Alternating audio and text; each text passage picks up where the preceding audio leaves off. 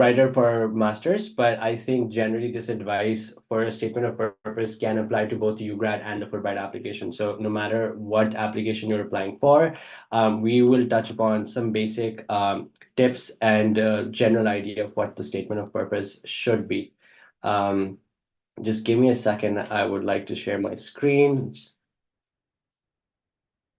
If I can just get a confirmation from Noor if, all right, perfect. Without further ado, let's just get started. This is just a brief introduction of who I am and why do you want to listen to me. I went on a Fulbright, like I said, to Johns Hopkins. Before that, I have a background in a BBA in Lahore School of Economics. I was also an exchange student. I've been a working professional ever since, primarily in startups and tech. I think it's pertinent to mention that I went on an MS in marketing, so I have a business background. Um, the general understanding of what a statement of purpose essay is, a lot of people get confused between the two essays that are required as part of the Fulbright application. One, as you all know, one is the personal statement and one is a statement of purpose. So what exactly is a statement of purpose? This is the prompt that the Fulbright application, especially at least in the master's application or PhD application, this is the general prompt for a statement of purpose, is to clearly identify the areas within your field of study in which you want to specialize or concentrate in. If there's a specific research that you want to accomplish, please describe it. The goal of this particular essay is to, because as a reviewer, there are only a few things that a reviewer can judge an applicant by. The essays are an essential part of the application because that is where you get to reflect your personality and who you are. The general goal of this essay is to communicate why do you want to apply for the Fulbright? What are your specific intentions and motivations for pursuing a degree in the chosen domain that you have? And it illustrates it's a good mix of your past experiences and what the future goal that you've set for yourself. And the distinction between a personal statement and a statement of purposes is very clear, but often because obviously you don't go around in life thinking, "Yes, ये मेरा personal experience है, ये मेरा professional experience है." The personal statement, I just briefly touch upon this, and this is a separate workshop, that it's a narrative, and it expresses who you are as a person and your particular qualities. So it Sorry, guys, I have a cough. People in Lahore would probably understand this way better than people in probably in other parts of the country. So please excuse me about that. But like I said, the personal statement is more about you as a person and your journey in life. Okay, so they could be what your background is, where you grew up, in your academic and professional experiences, also as a reflection of you as a person, right?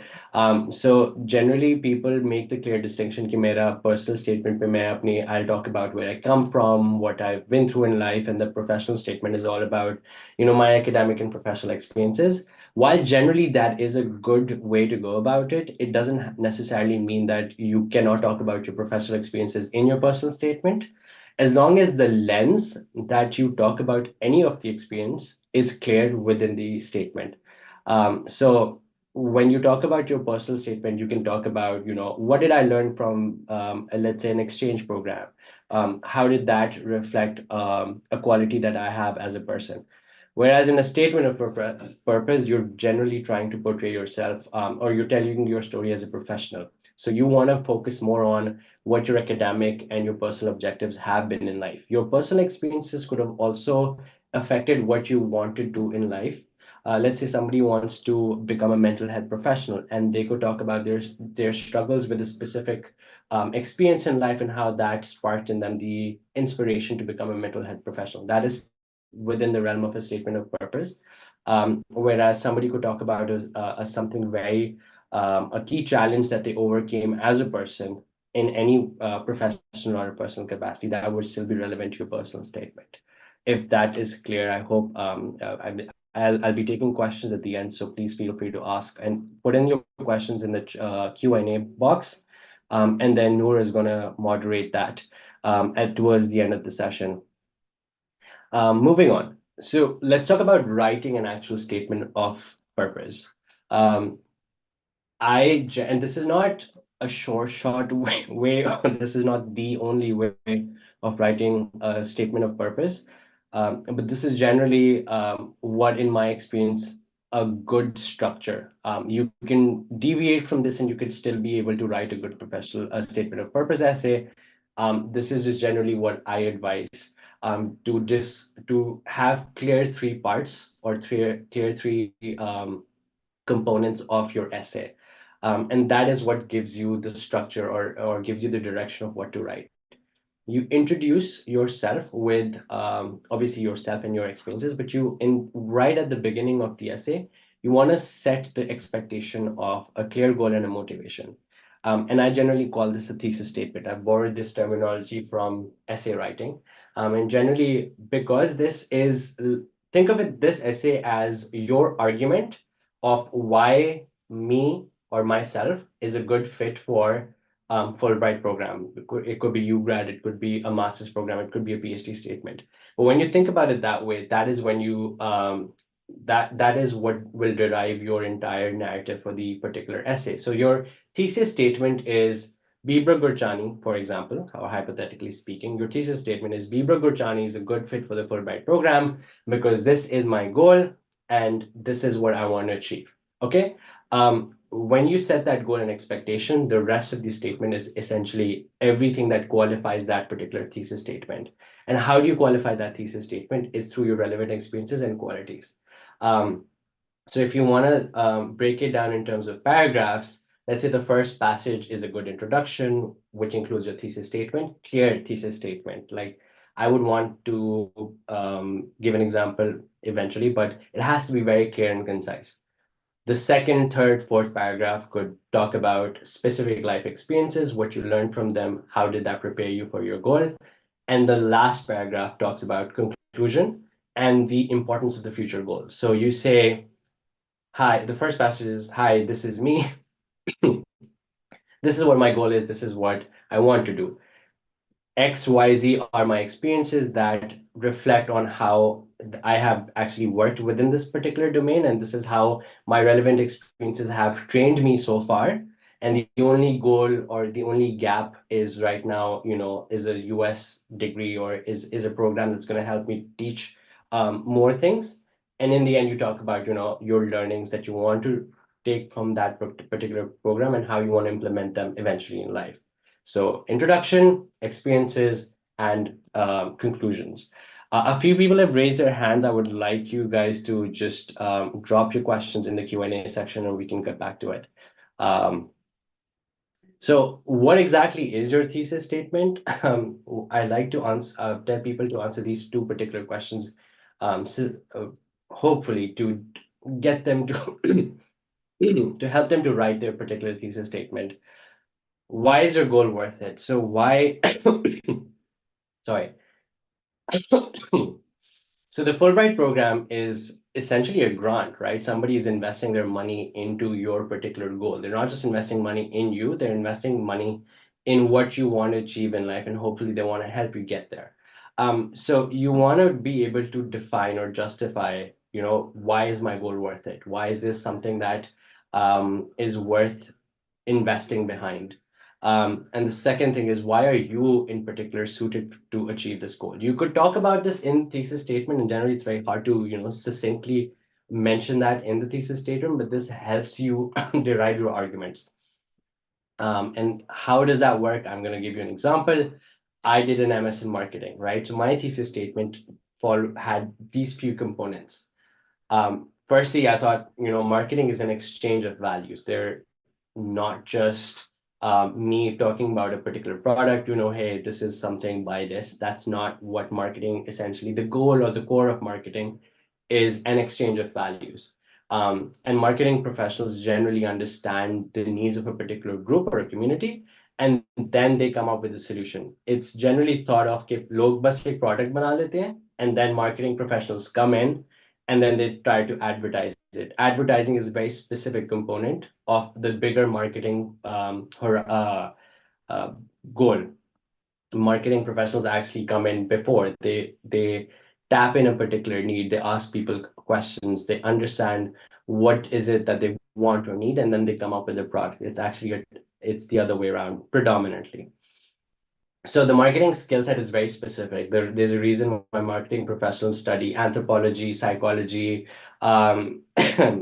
human resources, everything. They generally become those people who learn to listen to other people from any diverse background. And once they are at the core of it, once they have understood they've nailed the game of understanding what somebody wants, that skill set can then be applied to anybody or any sector. And so in my thesis statement, I talked about the marketing skill set and how it applies to the social sector, which is education and mental health, which were my personal passions.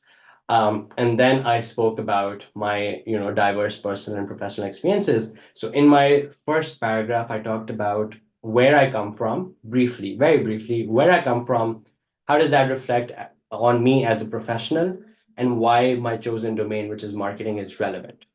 And hopefully that it helps illustrate my point of a thesis statement. Moving forward is what key elements do you want to consider while you're talking about your experiences? Short, you want to talk about your academic backgrounds.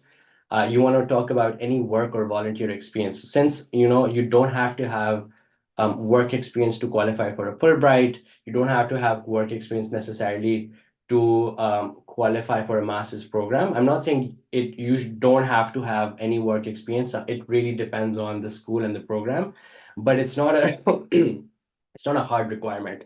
So you can also talk about volunteer experience. You can talk about other professional or volunteer engagements you might have had, which are not in the necessarily corporate world or the work sector, the formalized work sector. You can talk about any research interests you might have undertaken. And then obviously, definitely not like this is one. Sorry, this is a 100% like a no-brainer that you have to talk about your career goals. Talking about your career goals actually sets the tone for your future, and that's actually why somebody from a Fulbright is going to put their money behind you. Okay, that's a goal that's worth investing. This person is interested in it. I would want to, put my money for that. And then obviously that kind of covers your reasons for applying as well. So just to reiterate, talk about your academic background. You talk about your volunteer work experiences. You talk about any research interests that you may have. This is particularly relevant for any programs that are research intensive or specifically PhD programs. And then you talk about your career goals upon your return. And that kind of gives you a holistic understanding. The reviewer gets a holistic understanding of why you want to apply. I just put down a few questions, and we can we can go through them one by one. So number one is like, what exactly is your career goal? You want to talk about, I want to pursue an MS in marketing is because upon my return, I want to work with startups. Startups is a booming industry. Startups help the Pakistani economy. I want to help using my skill set. I want to help startups identify specific problems that they want to address, and then use that to scale or go to market or ramp up. You can, and that's just an example. I'm not saying write that, but that's just an example. Have a very clear idea of what your career goal is. How did your life prepare you for this goal? So here's where you talk about your professional or personal experiences. You want to highlight qualities that you think make a good professional marketing. For example, oh, sorry, not marketing, but any domain, obviously, but I'm using the marketing example because that's what I did. So any good professional in marketing has a few very have a few soft skills that make them a good professional. They have good listening skills. They are able to understand and empathize with any group of people. They're able to do research really well. They're able to effectively communicate any set of values. So communication, listening, diverse backgrounds. I picked and chose a few of these things, and I chose experiences that highlighted that quality. As an example, you can talk about if, let's say, you want to highlight communication skills. You can talk about, let's say, an exchange program that you went on, where you were able to communicate effectively and bring people together for a particular goal. You could talk about a volunteer experience or a leadership skill where your job was to bring together people collectively to work on a particular goal. So those are few good examples of showcasing your skills. I always say show and don't tell. Don't say I have very good communication skills. You can say, I was able to communicate effectively this particular value through or at this experience. And so that is always a better way of showcasing what you want to showcase about yourself. How did this become a passion for your life is again a very relevant question to answer when you want to illustrate who you are as a person and why is this particular goal relevant to you. Demonstrating the background to your passion is all actually going to help any reviewer understand whether you are serious about this or not. Because a lot of times, unfortunately, there are people who like to pull things out of thin air because they think that that is going to help in their application, or they think that that's what the reviewer might want to read, right? Um, and sometimes it could be genuine, and sometimes it could not be genuine. So I'm not saying fake anything, but if you genuinely feel, if you, sorry guys. So if you genuinely feel passionate about a particular cause or a particular domain that you want to work in, it is going to reflect in how you talk about your experiences. So definitely showcase that. What do you seek to achieve through this goal? So that's again a very relevant question to answer in your statement of purpose is, okay, I want to study this and I want to work in this particular domain, but what is the impact? What is that going to lead to? If you want to work in, let's say, even if you want to come back to the social sector, or if you want to come back and work in the corporate sector, or if you want to come back and work in, I don't know, in policy making, in education, in healthcare, what is that specific impact that you hope to? I'm not saying you will, but what is that specific impact that you hope to achieve? Let's say somebody could want to want to study urban planning, and they want to come back and work in the urban development unit of any particular city. You could talk about, I want to come up with sustainable ways of actually managing, big development projects in the city so that we can get to a place where our cities are designed keeping this particular problem in mind. Okay, so that's always a very relevant and pertinent and specific example of how you want to showcase eventually what you want to do in life. How will this program help you? I always, and this is obviously, this is a question to answer towards the later end of your essay is and for this I would just always recommend to doing your research about the programs that you want to apply to. I'm not saying these are the programs that you will get to because that's not how the application process works, but if you can come up with relevant examples of what is being taught in the US that is valuable for your goal, that means that you've done your serious research. That means that you're actually serious about this particular application, this particular program. So when you're able to answer that, okay, how does a US degree or how does this particular program, let's say a master's in urban planning or a master's in marketing, how is this going to help you? And if you can answer these questions, let's say this particular program at a particular university teaches these things. These are gaps that are currently not available to be taught in a Pakistani curriculum. That's why I want to learn these things, and this is how it's going to be specifically applied in my particular career context. That's golden. Because as a reviewer, we want to see, and there are a few things that separate a good application from a bad application. We want to know, any reviewer wants to know why is this particular candidate better than that one. So if you can showcase how serious you are, how passionate you are, how well researched you are, how like you've done the effort. This is not something that you're just gonna apply for on a whim, and eventually, even if you get it, if you're the right candidate for it, these are the questions that will help the reviewer make that decision. Um, I These are some things that I actually absolutely cannot stress enough for whenever you're writing your application is please do not um, do these things, which is like generalizations. An example of a generalization is like if you know how people say, um, yeah, so Pakistan needs data analysts, and that's just a generalization. Okay, fine. Pakistan needs data analysts. Why do they need them? Tell us why. So there are a lot of applications that want to pander to areas that the Fulbright application wants you or is actually more interested in, without even knowing or without actually being genuine or serious in that particular domain. Just because they want to get a Fulbright, they will make that argument. Oh, Pakistan needs data analysts, and I want to pursue data analytics, which is why I want a Fulbright. A generalization is something that kind of just tries to pander to a wide range of um, logic. So please don't do that. Be very specific, be very pertinent, be very relevant. Pakistan needs data analysis in this particular domain, and we need my experience and my passion is this domain, which is why I think this is a good relevant degree for me. That's a good answer. Stretching logic, again, there are a lot of applications sometimes like to stretch and twist in logic just to come up with an argument for why their application is relevant or their application is strong. Please don't do that. I failed to come up with an example of a stretching logic, but if it comes to me, I can talk about it later. Again, generic statements.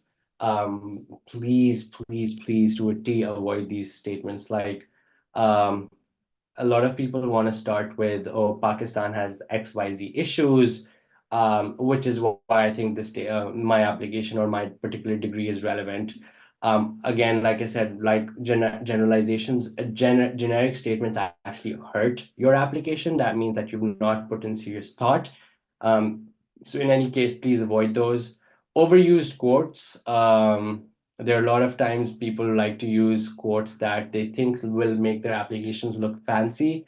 Any effort that does not sound or come across as genuine or organic, don't use quotes just to make an impression. Especially from like random XYZ people, just try to make it more organic. Just try to make it more a reflection of who you are and what you want to say, rather than just using some random quote that you Googled. Excessive jargon, a lot of times, your application is definitely reviewed by people relevant to your particular domain, but they're also reviewed by people who come up with who can give a different assessment of you. So it's not just one person reviewing your application. So unless it's absolutely necessary, I would avoid using excessive domain-specific jargon, just because you want your application to be a reflection of you and your goals and not your domain. Let's say you are studying engineering. So to illustrate your point about what a particular problem in engineering that you want to solve, you don't have to use very technical terms. You can talk about it. The easier it is for you to explain it, not dumb it down, but explain it to any layman. That's actually shows more competence in that particular domain. Um, and the last cliche, I cannot stress this enough.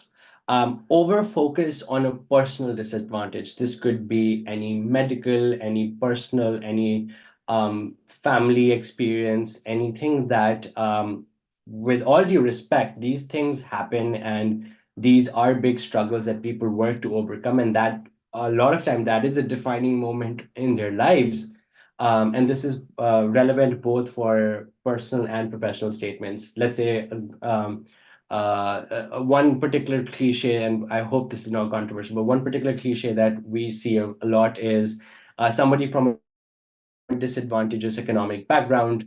Their parents put in their blood, sweat, and tears in getting their kids educated, and which is why they're particularly standing right now at where they are. That's all well and good, and that definitely is a defining moment in your life, and that taught you a lot.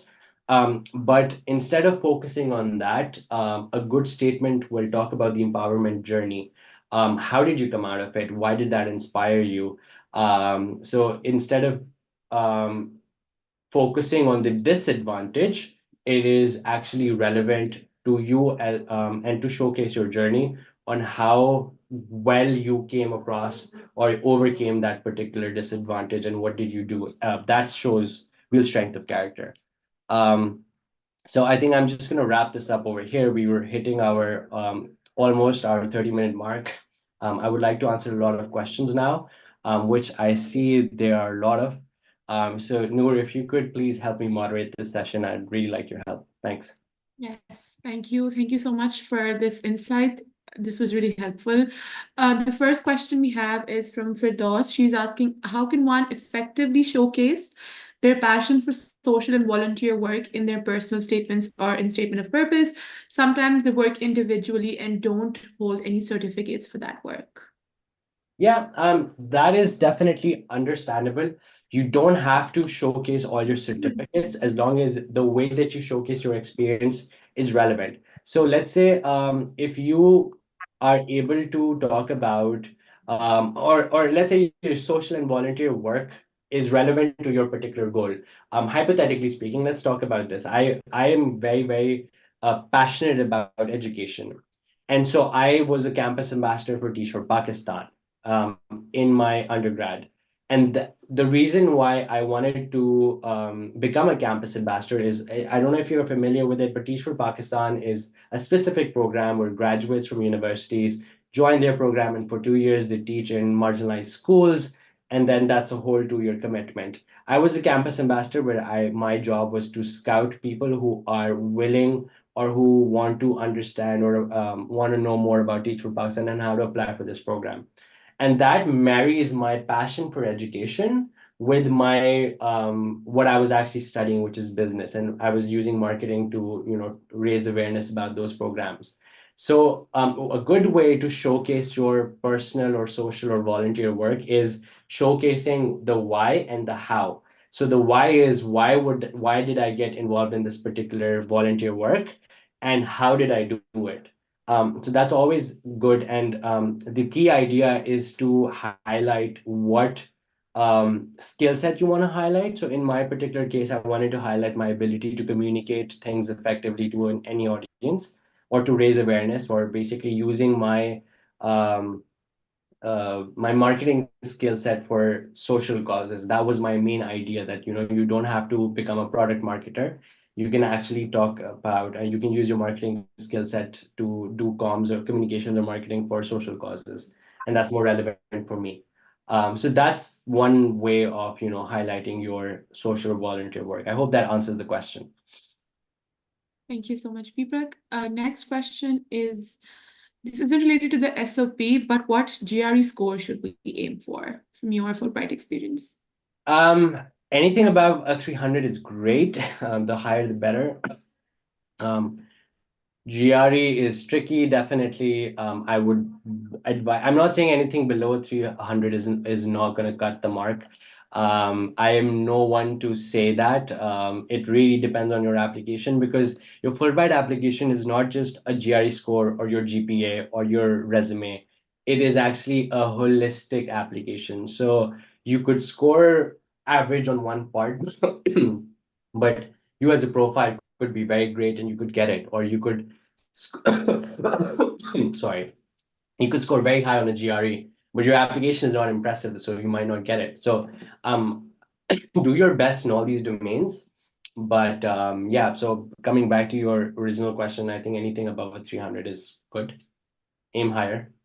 Yeah, right. Thank you so much. So Yasser is asking, how can we really refine our SOP, and can we have sessions with advisors from the USFP? So we do not review SOPs during the Fulbright season. Like for Fulbright applications, we don't review SOPs for that. But if you're applying independently, which is other than Fulbright, we'd be more than happy to help. And as to how you can refine your SOP, everything that Bibrik mentioned are basically the tools for you to work on your SOP. Okay, so next question is from Mehmuna. She's asking, if somebody is working from outside of country, should they put that in their statement?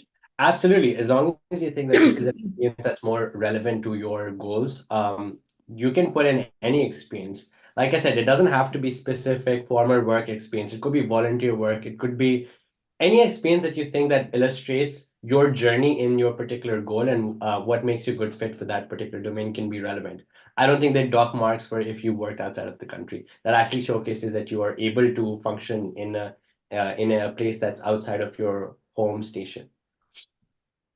Thank you for that. Anonymous Lenny is asking, what's the difference between an SOP and a study/research objective? Um, a research, and I think I'm assuming this is a PhD application. I'm not very well versed in PhD applications, but um, a study objective or a statement of purpose more or less serves the same function, as in they want to talk about why your particular goal, even if it's research or even if it is a particular professional program, why is it relevant? I always like to make the distinction between a statement of purpose or a study objectives versus a personal statement. So I hope I can answer that question. Anything that is relevant to your academic or professional goals is an SOP or a statement of objectives or study objectives. Anything that asks you about you as a person is a personal statement. Thank you. For And those of sorry, I just want to interject that every time you fill out an application, 9 out of 10 times, they will give you a prompt. Like even the Fulbright application gives you a prompt that helps you understand what is being asked. So really, really understand what they're asking, and pay attention.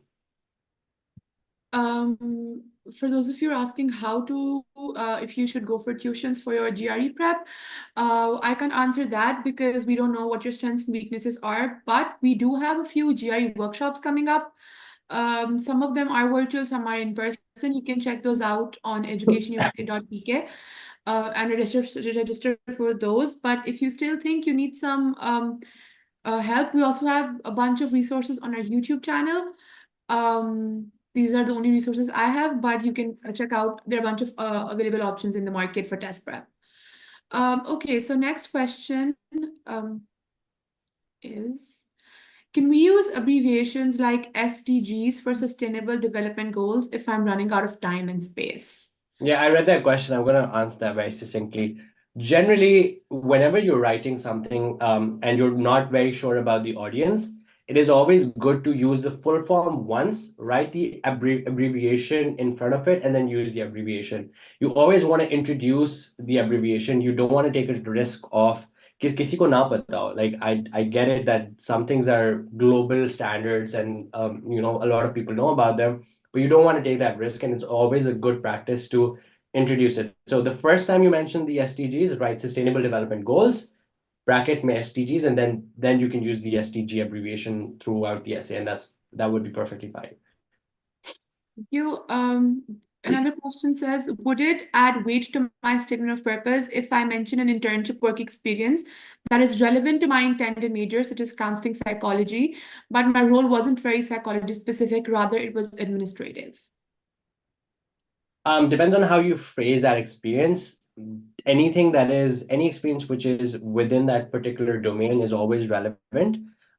If you can illustrate that, even if let's say you weren't a counselor, but you worked for you worked administratively for a company that actually, or for an organization that did that, if you can illustrate that despite not working directly in that, these are the learning outcomes that I had from that experience, that will definitely count as a good work experience. It's all about how you frame it.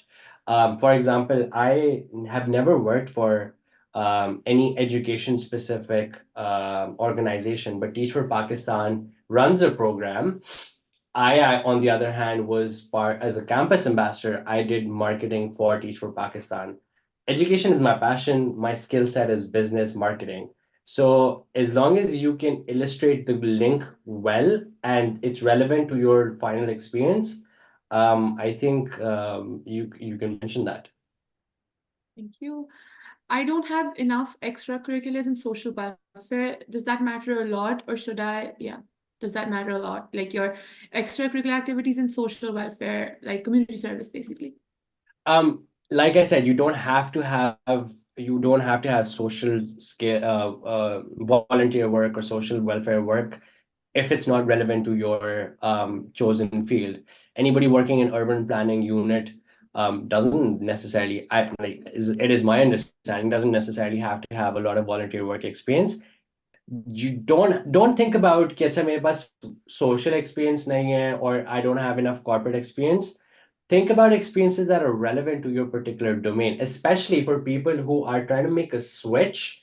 Let's say my field was psychology, now I want to do an MS in marketing, or my field was something else. It is not uncommon for people to make a switch, use their masters to make a switch within their particular domain. And in that you always use relevant experiences. Sometimes you worked in a particular sector for so many years, but you want to now make a switch to another domain, and then you've tinkered with it a lot. You focus on that experience, because for that particular domain change, any experience that you have in that particular domain is relevant. It doesn't matter what you've done. I hope that answers my question. The question. Noor, do you think this answers the question? Sounds good. Okay. The next question is, can we mention in our application that we're interested to work with a particular professor since you're interested in their fieldwork? Can we mention names in our application? I don't think that's going to hurt. So, if anything, that kind of just signifies how seriously you've done their research. As long as you are able to illustrate well that they are an established thought leader in that particular domain, that the research is impactful, you can go ahead. I don't see any problem with that. Thank you. The next question is, how much does a letter of recommendation from the professors matter for the application? 100%. Please don't miss out on letters of recommendation. They are a very important part of your application. Please do not miss that out. Next question is, how can we maintain a balance between our personal setbacks? How can we overcome those challenges and handle non-personal challenges in SOP? Like I said, sorry to use that word, but if it's a sob story, you're gonna lose the reviewer. Because let's say you read 100 application, everybody wants to talk about, like 80% people want to talk about, oh, मेरे साथ ये हुआ, this is what I happened in my life. This is, I had a very hard life. I had a very tough set of circumstances. Literally everybody has that story, and I'm not saying don't mention it. I'm just saying focus on the empowerment journey. So if your parents came from, let's say, hypothetically speaking, if you want to talk about the financial struggle that your parents and your family had, and then you had to work extra hours, focus on the fact that I was so driven that I worked extra hours, and that actually can also talk about how you're able to juggle different things one at a time. Talk about mental fortitude, talk about, and don't just, the vocabulary you use here is very important. Don't say that, I came from such a hard background that I had to do this, and I had full faith in myself. No, just talk about, very briefly and very professionally. You can talk about, I took up tuitions just to bridge the financial gap that I had, to successfully complete my academics. And by giving tuitions, this is what I learned. I was able to manage my time well, very accordingly, and I was able to successfully complete my goal of of achieving this degree, or doing this domain. So that's how you talk about it. You don't talk about, you don't want to paint yourself as the victim over here, and which a lot of people do. I'm sorry, but that's just, you're going to lose the reviewer because there are 50 other people who've gone through similar circumstances. I'm sorry that's harsh, but that's just an honest review. Yeah. So another question says, I heard it, but I still feel barrier to write one. I am unable to transform the theory to like practically start writing it. Would you recommend to start writing it practically? So writer's block is very, very real. I will 100% understand that you cannot have your final draft the first time you start writing it. It always helps to have the outline ready. So the outline could be, okay, this is what I want to apply for. This is my chosen goal. Literally, you can literally have bullet points ready. So your bullet points could be, chosen degree, chosen goal, relevant experience, experience one, what qualities I want to highlight, experience two, what qualities I want to highlight. In the end, talk about future goals. Once you have that, start filling that in. Write it. If it doesn't work, rewrite it. Get a reviewer to, or like anybody who you think knows how to write, you can get it reviewed.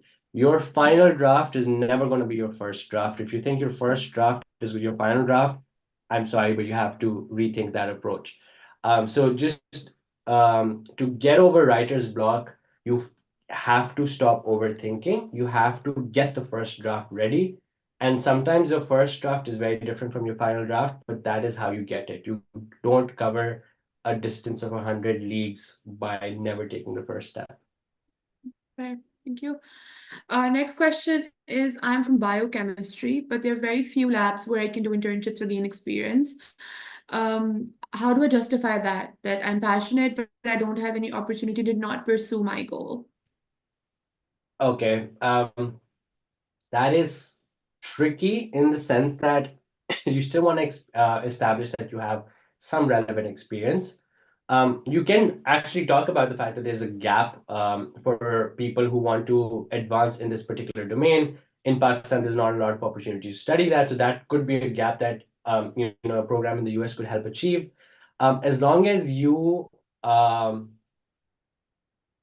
I don't have a specific answer for that, but my answer would be as long as you can specifically justify that your profile fits the requirements of somebody in this program, um, it's all well and good. Not every grad school program needs you to have relevant or specific or domain specific experience.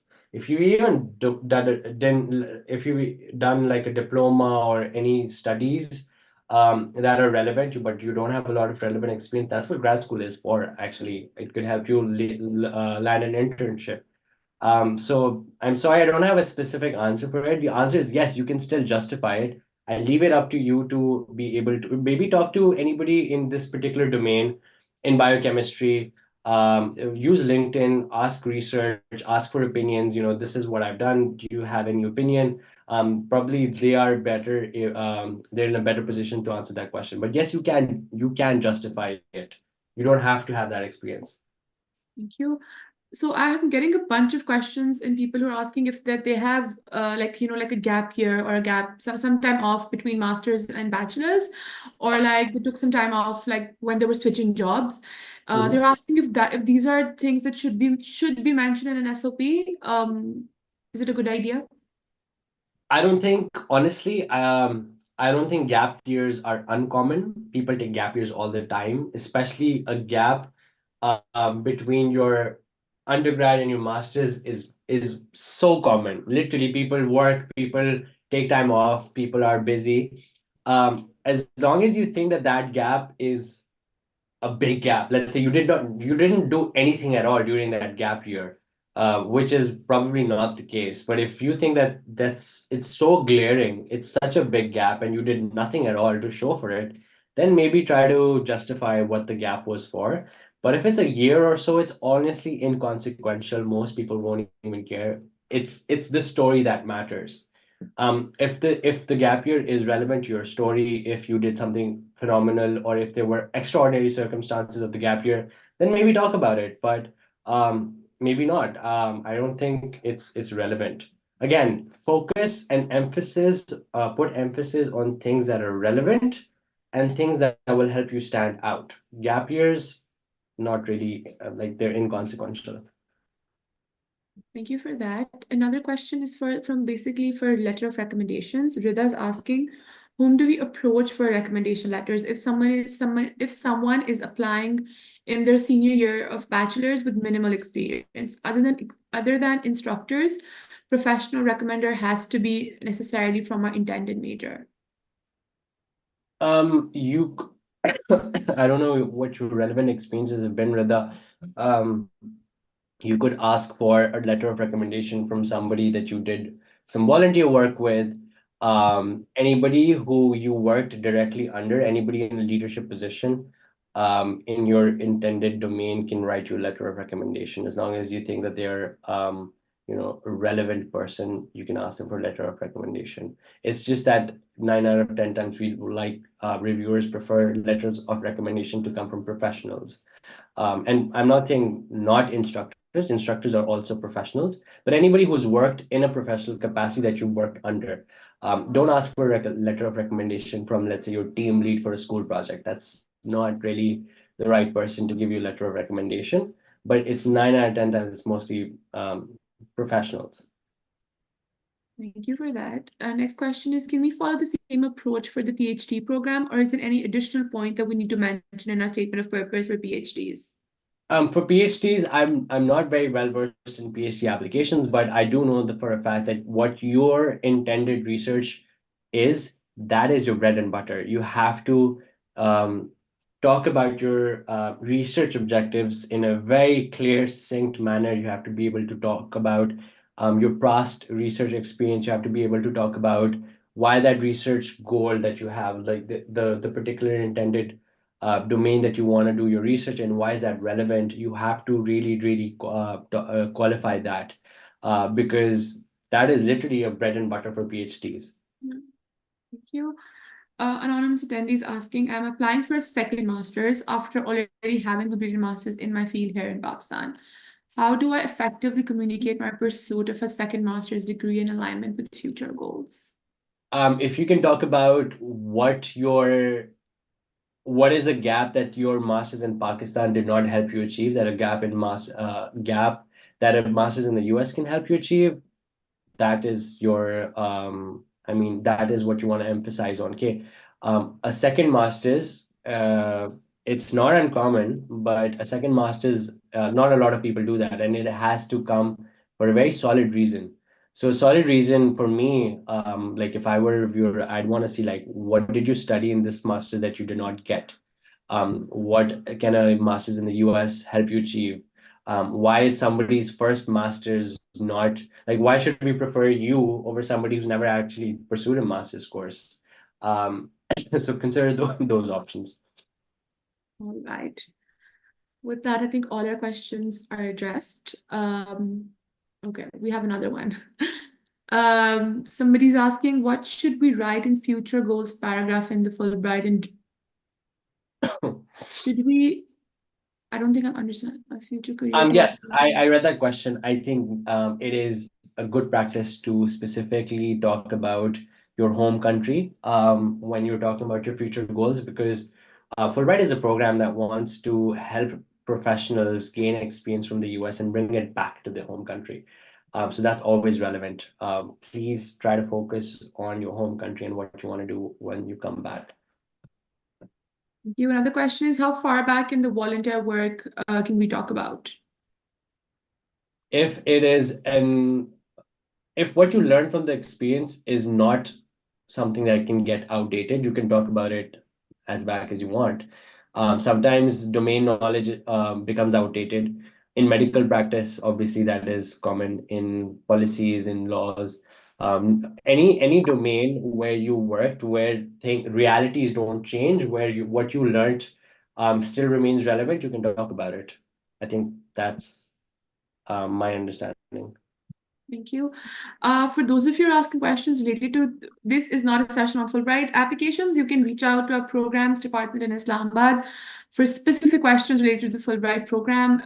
You can email at info@uscfp.org. I will leave that email in the chat box as well. This will later be uploaded on our YouTube channel, so you can access it there. Or if you want, you can email me at lahore@educationusa.org, and I can email this to you as well. Another question we have, Bibrak, here is, can you please specify which one is the statement of purpose part in the application? That's the essay Yeah, part that yeah, asks about yeah, the statement of purpose. I hope you are able to find it. yeah. Okay. Um, Thank you so much, Bibrak, for your time. This was really helpful. Thank you so much for doing this, and thank you to those of you who've tuned in. Yeah, thanks everybody. All right. Thank you so much, everybody, and thank you, Noor, for allowing me to participate. I love coming back to this community. Anybody, I hope this was relevant and this was helpful for people. Yeah, thank you so much and have a good day.